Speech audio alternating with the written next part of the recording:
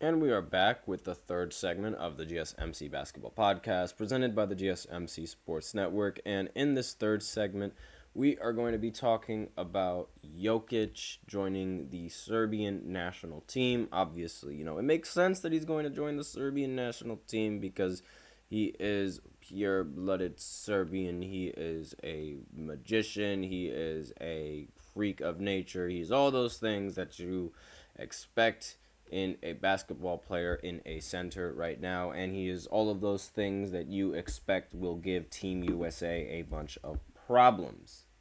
Now, unlike Nikola Jokic, he is choosing to play for his hometown team. Not Nikola Jokic. Unlike Joel Embiid, excuse me, he is choosing to play for his hometown team aside from playing with Team USA, which would have honestly broken the entire team. Imagine if we had Jokic on Team USA, that would be amazing. But the Serbian national team, I'm looking at this article real quick, they've officially unveiled its preliminary roster for the 2024 Olympics, and that group is headlined by a noteworthy name of, you guessed it, Nikola Jokic.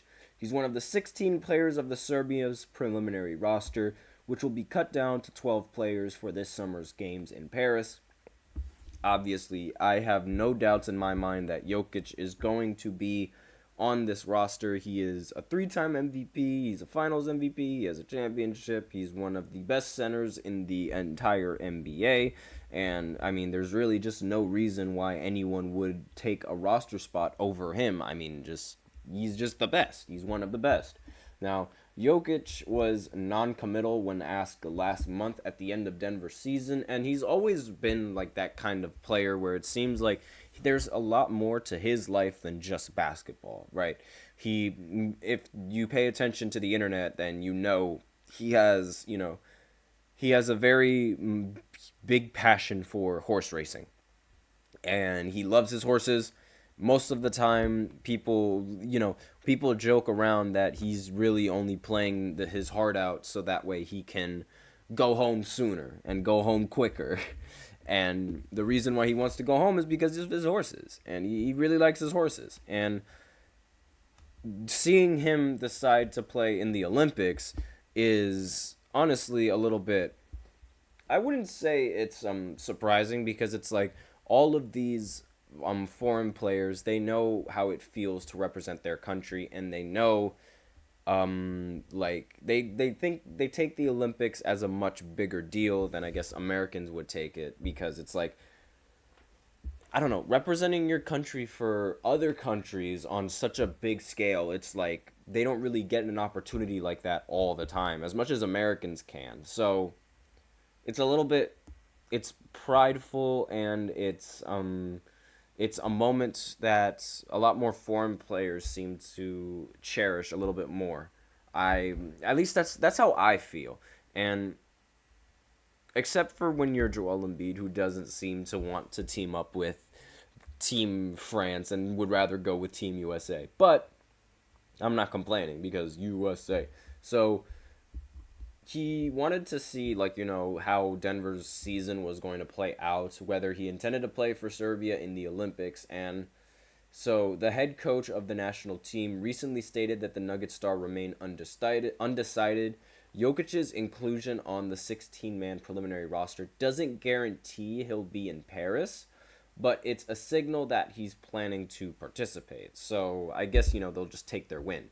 Even without Jokic on the team, the Serbians, they claimed a silver medal in the FIBA World Cup, falling to Germany in the final round, but qualifying for the Olympics based on the deep World Cup run. So they also have several other good players that play for Serbia. They have Bogdan Bogdanovic, and they also have Nikola Jovic from the Miami Heat. That guy that, his name sounds like Jokic, but is not really Jokic. It's actually Jovic. And they're among some of the key players on this Serbian national team. And they are also on the preliminary Olympic roster. And they are joined by three more NBA players in Jokic, obviously. Hornets guard Vasilije Micic. Again, forgive me if I botched that name. And Hornets forward Aleksej Pokusevski. And there's also Filip Petrusev and Marko Guduric previously played in the NBA, while Nikola Milutinov, again, forgive me if I'm messing up these names completely, Ogden Jaramaz and Vanja Marinkovic, geez, these are tongue twisters, were selected in past drafts but have never signed NBA contracts, and these guys are also on the Serbian national team. Serbia will be in Group C along with the United States, so yay, we have to go up against Jokic in the first round. That's amazing. And they can secure a spot in the quarterfinals with a top 2 finish in round robin play. South Sudan and the winner of an Olympic qualifying tournament in Puerto Rico. Lithuania is the top rated club in that 16 tournament.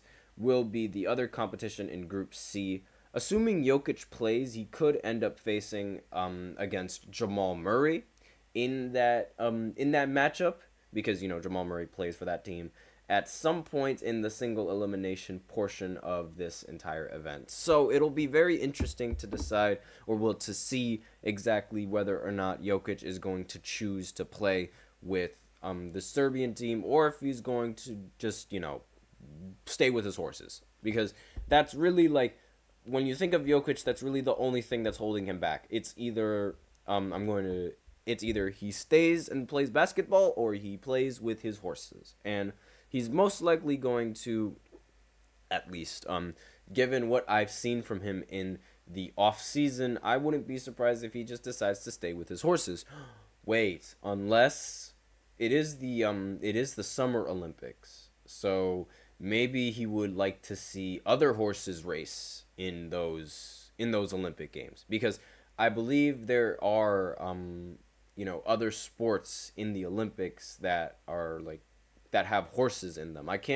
Don't quote me on this entirely, but I mean, if I remember correctly, there's equestrian, I think that's a sport. I know that's a sport, but I don't know if that's an Olympic sport. There's obviously, the horseback racing, that's got to be a sport in the Olympics. But I don't really know any other. Maybe he'll like the horses over there, but who knows? Or maybe he just likes his horses. I'm not entirely sure whether it's, just his horses or just horses in general, but they do have that kind of sport in the Olympics, so it would be really interesting. Maybe he would want to go and watch that kind of sport over in the Olympics, because this would be a once in a lifetime opportunity. He could see some of the greatest racers from all over the globe go up and compete, and that was one of the best things about the Olympics all the way back in 2012, for at least for the basketball team, because I remember watching the Dream Team documentary, not the Dream Team, the Redeem Team documentary, and everybody was all really excited. Everybody on the team was really excited to see some of all the greats in all the sports, Michael Phelps and his swimming categories, and all the legendary tennis players that were there, as well as other legends in the sport and some of the greats that played the sport. This was their first time seeing greatness in other sports, and it opened things up for them. So it's a good experience that I feel like a lot of athletes should try and enjoy. And I mean, who knows, maybe Jokic would like watching a lot of the horses race, because that's his thing is horses. And I'm going to stop talking about Jokic and his horses, because that seems to be the only thing that I'm talking about in this segment. So we will go ahead and go into the fourth segment, where we are going to look at Klay Thompson and how an NBA insider believes that he might decide to leave the Golden State Warriors. I said that so weird. Leave the Golden State Warriors in free agency. So we're going to talk a little bit about that. And in the fourth segment, be sure to stay tuned. And never forget, Klay Thompson went 0 for 10 in an elimination game. Stay tuned.